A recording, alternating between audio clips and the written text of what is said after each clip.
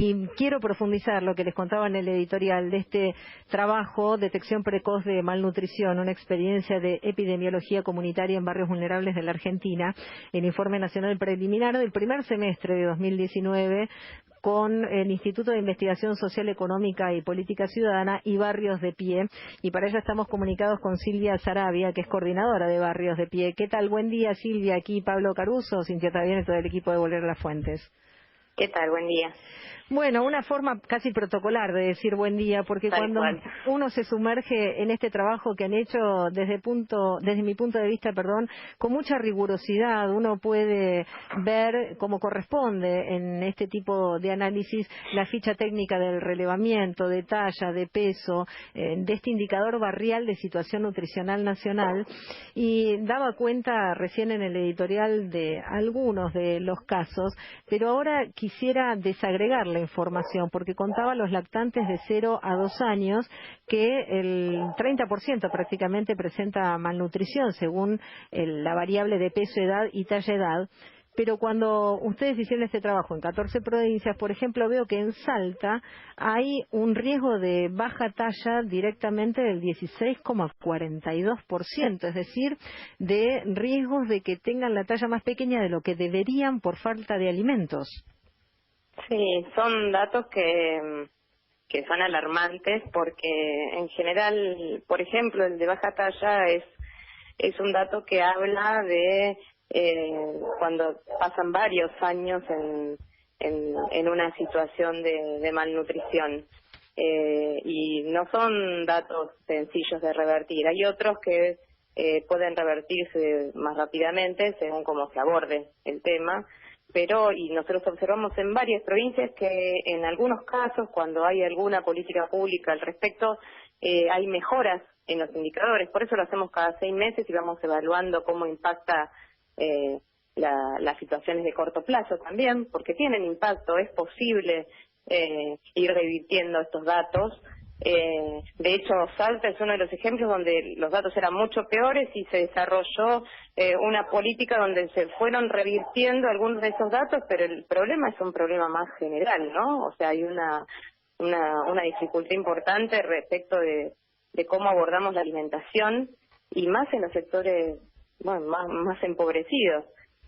Creo que hay algunas cuestiones que tienen que ver con un proyecto de país, ¿no? De qué tipo de alimentos consumimos, producimos, y después la accesibilidad. Hay un sector de la población que hoy comprar un yogur es un artículo de lujo.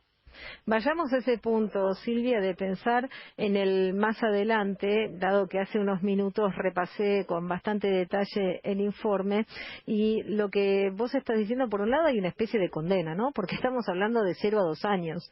Digo, depende del lugar en el que nazcas, podés tener una casi condena si es que no lo revertís con políticas públicas. Entonces, ¿cuáles son esas políticas públicas que deberían modificarse o qué es lo que se podría hacer ahora mismo? Mira, hay algunas cuestiones que tienen que ver con valorar la lactancia materna, ¿no? Estamos hablando de 0 a 2 años. La alimentación de las mamás también es otro tema importante. Y en esto mete la pata o la cola, como digamos, la industria de alimentos, porque aconseja leches maternizadas, aconseja una serie de medidas que no son las mejores para la salud de nuestros niños y niñas. Y por otro lado hay una desprotección de la situación de las mamás, porque hacemos eje en niños y niñas y qué pasa con las adultas en posibilidad de poder tener un niño, ¿no? Entonces me parece que hay algunas cuestiones que tienen que ver con abordar este sector y con un mensaje muy claro, de que, por ejemplo, a los niños y niñas no hay que darle gaseosas, la posibilidad de la provisión del agua segura, de que hoy lo que nosotros encontramos, y por eso encontramos estos datos alarmantes de sobrepeso en 0 a 2 años, que tiene que ver también con que esos niños comparten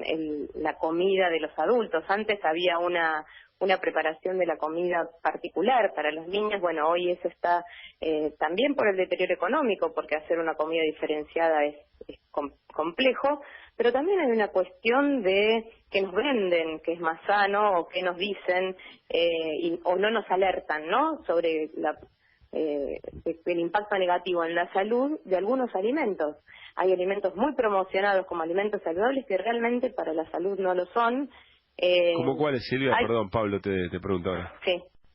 ¿Cómo cuáles? ¿Cómo cuáles te preguntaba? Y algunos alimentos, algunos productos lácteos que no sé si se pueden decir sí, marcas, sí. ¿no? Deciros. Pero no, el danonino, por ejemplo, claro. ¿no? Es prácticamente no debería promocionarse un alimento como ese en las primeras edades o determinadas leches maternizadas que se dicen, bueno, es para niños de 6 meses. La verdad que es una barbaridad. Debiera ser una excepción tener que dar este tipo de alimentos y no una regla. Claro. Y a contracara de eso, el consumo de los alimentos frescos, de las frutas, no tiene la prensa que tienen estos alimentos que tiene que ver con un negocio de la industria alimenticia. Entonces, hay algunas cuestiones de estas que si no se toman como política de Estado respecto de los mensajes, respecto de las alertas, porque hay que poner alertas en determinados alimentos, y la posibilidad de acceso, porque estos datos, recientemente el Ministerio de Salud, la Secretaría de Salud, publicó un informe, una encuesta de niños, niñas y adolescentes muy interesante para leer también, fue la semana pasada, lo que pasa que no tuvo mucha prensa, pero da datos muy similares a los que estamos mostrando nosotros. La diferencia es que, bueno, ellos lo elaboran como una muestra, son indicadores válidos, ¿no?, para diseñar políticas públicas. En el caso del trabajo que nosotros hacemos, tiene el valor de que es el contacto cotidiano con esas familias y el conocer cada historia, ¿no?, atrás de por qué se llega a esta situación. Silvia, te quiero hacer una preguntita muy concreta. Sí. Uno tiene registro de que de las primeras cosas que hizo el gobierno de Cambiemos cuando cuando ganó las elecciones y asumió, es desmantelar un trabajo territorial que se había hecho desde el Ministerio de Salud, pero que era interdisciplinario, que había efectores de salud, sociólogos, trabajadores y trabajadoras sociales, etcétera. ¿Vos ves acá un puntal, digamos, como para recuperar presencia en territorio, para trabajar en prevención, con este tipo de mensajes? ¿Vos decís referido al informe del Ministerio de Salud, del Secretario de Salud? No, me refiero a las decisiones, de las primeras decisiones que tomó Cambiemos, desmantelar ese trabajo territorial que se había hecho desde el Estado del Ministerio de Salud. No, creo que Cambiemos implosionó todo lo que podía tener una perspectiva para mejorar la situación, o para abordar la situación seriamente.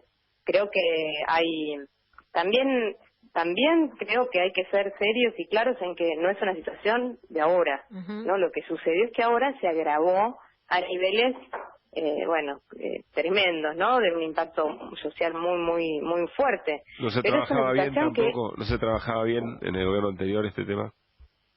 No, para nosotros no se trabajó bien. No, la verdad es que, hubo algunas medidas, pero fueron parciales, y este es un tema que se viene detectando y se viene debatiendo desde hace muchos años. Es un problema estructural, ¿no? Silvia, es un problema estructural, como se dice, perdón que te interrumpa porque ya estamos sobre las noticias, pero lo que te quería preguntar es cuántos años de políticas públicas, incluso si fueran adecuadas, nos llevaría a modificar esta situación. Mira, yo creo, como decía antes, que si se desarrollan políticas públicas se puede ir revirtiendo rápidamente algunos de estos indicadores. Hay algunas provincias que en algún momento, lo que pasa que son decisiones que han sido espasmódicas.